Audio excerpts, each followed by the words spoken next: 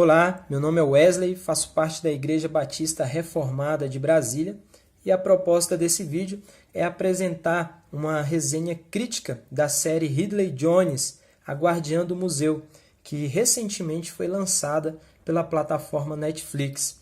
A série que atualmente consta no top 10 dos desenhos infantis mais assistidos tem classificação livre e por isso foi alvo de muitas críticas e revoltas por parte dos cristãos e conservadores por fazer apologia à ideologia de gênero.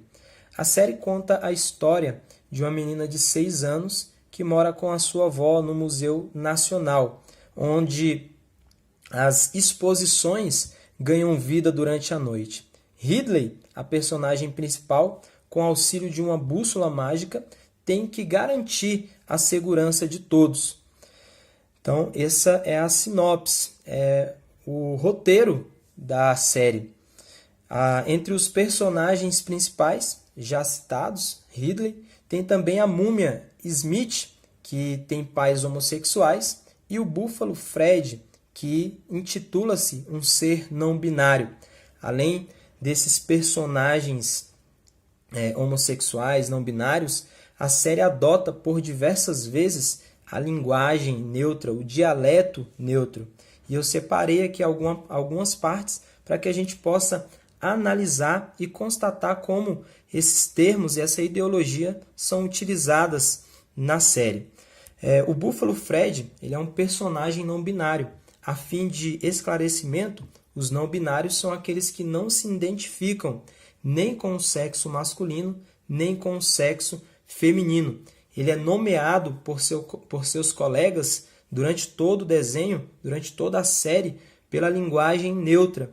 A protagonista da série Ridley, em uma das partes, ela faz uma pergunta para o macaco astronauta Pitts se Fred é menino ou menina. E ele responde, não sei não, é só Fred. Uma outra parte, a múmia Smith aparece no desenho com 2 pais e é questionada pela personagem principal, Ridley. Você não estava tentando esconder o fato de que tinha 2 pais, estava? Porque isso parece incrível para mim, pergunta Ridley.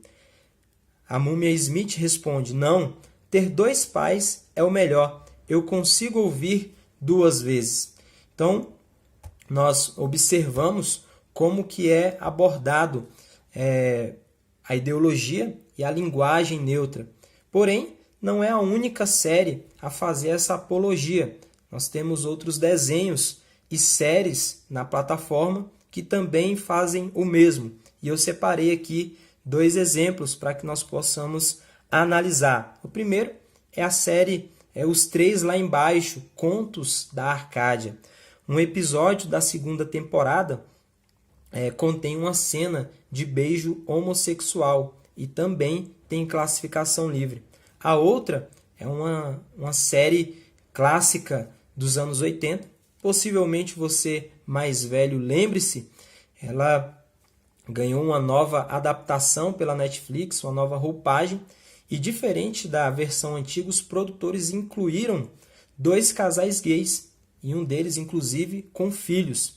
No último episódio da 5ª temporada, a personagem Adora, ela assume um romance lésbico com a vilã Felina, inclusive protagonizando um beijo entre as duas. Então, diante do exposto, nós vemos que essa exposição dessa ideologia e dessa linguagem tem um objetivo, uma finalidade, tem um interesse. E nós identificamos, dentre vários, 3 aqui, que são o seguinte, é a doutrinação das nossas crianças, ou seja, diferente dos jovens e adultos que têm já a sua mentalidade formada, as crianças têm o cérebro que se assemelham a uma esponja que absorve muito e a uma massinha de modelar que é de fácil manipulação, de fácil doutrinação.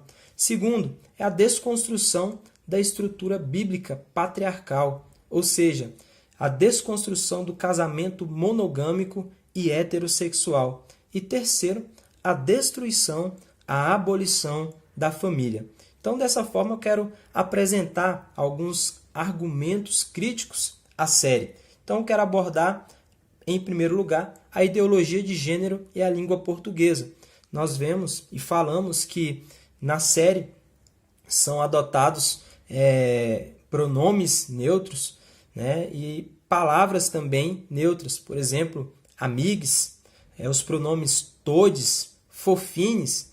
Então, nós vemos que essa linguagem, ela basicamente nos direciona a fazer a troca das letras A e O pela letra E. Então, isso não tem nenhum tipo de respaldo gramatical nem linguístico. A nossa língua portuguesa, ela já contém pronomes neutros. Nossa língua, ela provém do latim, né? E o pronome neutro do latim, ele fundiu-se com o gênero masculino. Então, as nossas generalizações são feitas com palavras masculinas. Trocar o A por um E, ele não faz dessa palavra neutra. Por exemplo, nós temos a palavra alface, que termina com a letra E, mas é uma palavra feminina. O elefante, que termina com a letra E e é uma palavra masculina. Então, nós vemos que não é uma simples troca de palavras. Há um interesse por trás de tudo isso, que é a desconstrução da linguagem, né? Nós vemos que hoje já tem projetos de lei para trocarem o termo pai e mãe pelo termo genitor 1, genitor 2. Nós temos várias escolas fazendo a substituição do Dia dos Pais, do Dia das Mães, pelo Dia da Família. Então, a desconstrução da linguagem, porque a partir da desconstrução da linguagem vai destruir essa instituição chamada família. E nós entendemos que a linguagem ela é viva, ela sofre modificações. No entanto, essa linguagem, essa alteração na linguagem, ela não é de forma arbitrária, impositiva. Ela acontece progressivamente. Primeiro, para que haja uma transformação linguística, tem que haver uma transformação social. Ou seja, primeiro as pessoas falam para que depois aquilo ali vire norma. Por exemplo, nós temos o acordo ortográfico que é vigente hoje, ele começa a sua modernização, a sua alteração em 1986 e só entra em vigor em 2009. Então, nós vemos que é algo progressivo, né? E não algo imposto. E alguns projetos de lei já estão sendo criados para que seja combatido essa linguagem neutra nas escolas, faculdades, e para que se use a língua portuguesa como ela é. Países já têm se posicionado contra a linguagem neutra. Por exemplo, a França, ela é um país progressista, mas que justificou a não utilização dessa linguagem por atrapalhar a educação, né, de pessoas com problemas mentais, dislexos, surdos e mudos. E a narrativa dos ideólogos de gênero é que essa linguagem ela é exclusiva. E isso, na verdade, é uma grande mentira. Então, o que nós vemos é que há um interesse maior, um objetivo maior, além da troca de uma simples letra, é a destruição da família. Segundo, a ideologia de gênero e a liberdade de expressão. O que nós vemos que os grupos LGBTQIA+, eles utilizam muito desse termo, eles enfatizam muito essa questão de liberdade. Porém, essa liberdade ela é uma liberdade de via única. Por quê?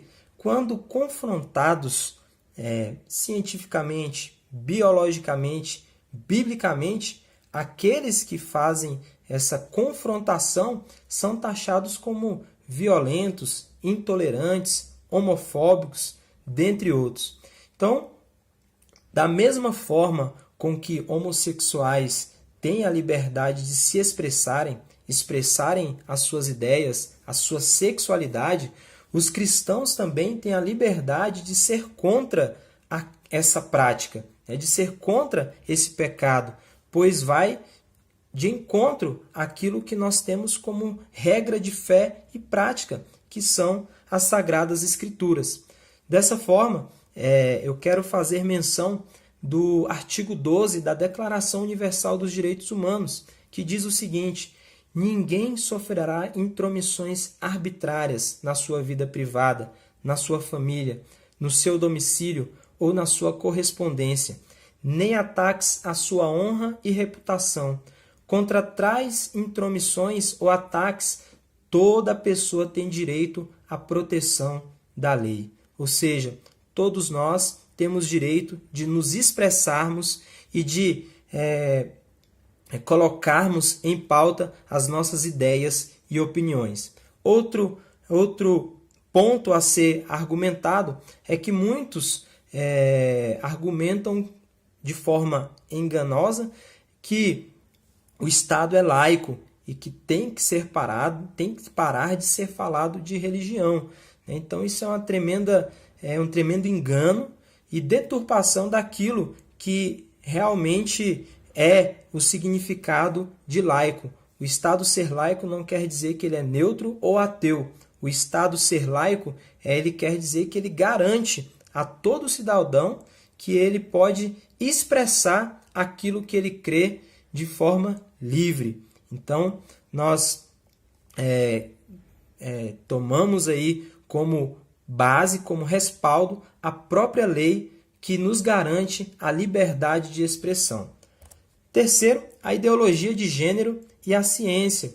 Nós vemos que na série apresenta um casal, né, as múmias, que são pais de Smith. E o que nós vemos é que essa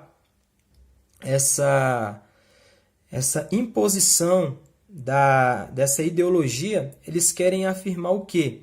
Que não nasce homem e mulher. O sexo ele não é definido na concepção, mas ele é uma construção social.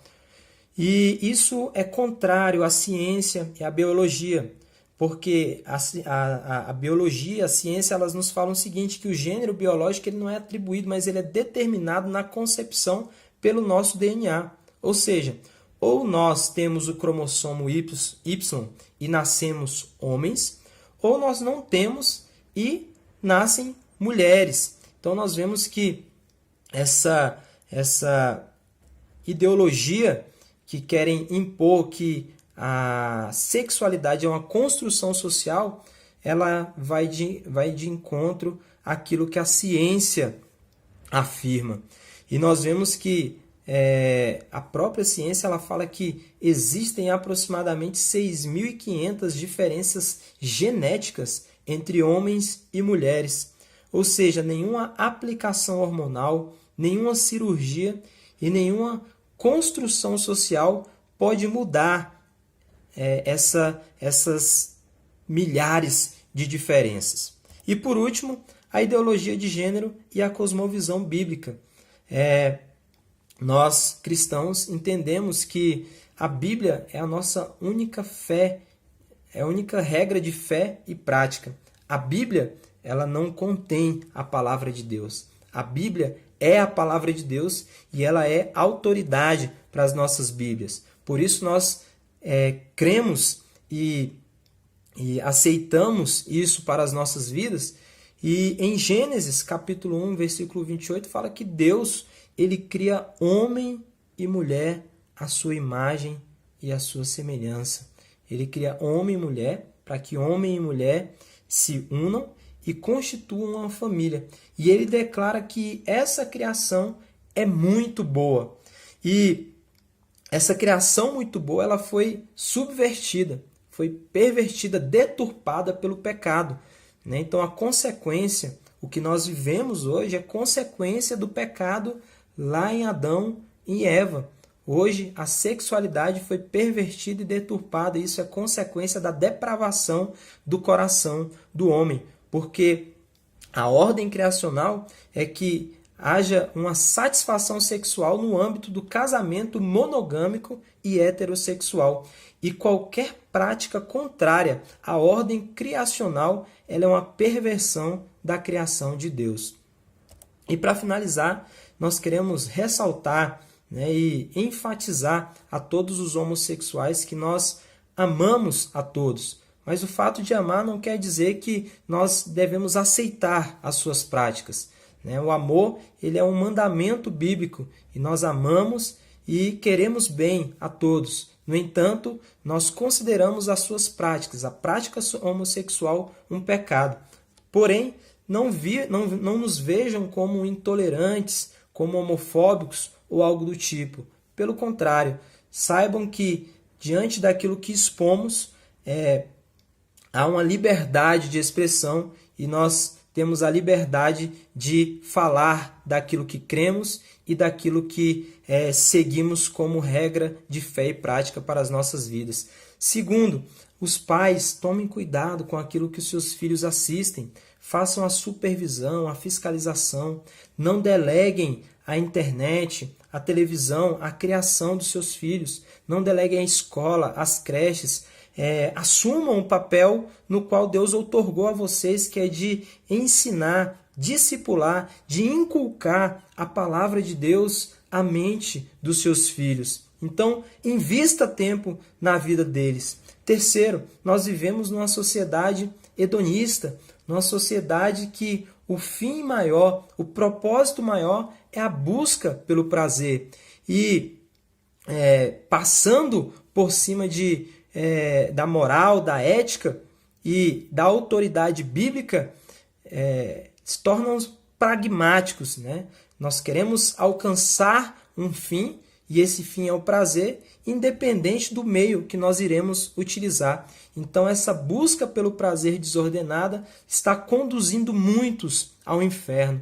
Dessa forma, eu quero falar para você que satisfação plena, prazer pleno, nós só encontramos em Cristo Jesus.